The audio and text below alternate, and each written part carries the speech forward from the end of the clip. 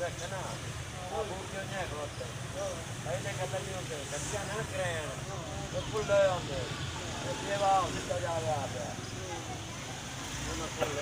जो मार नहीं गए वो करेंगे यहाँ मैं तो अगले गले तुम्हारा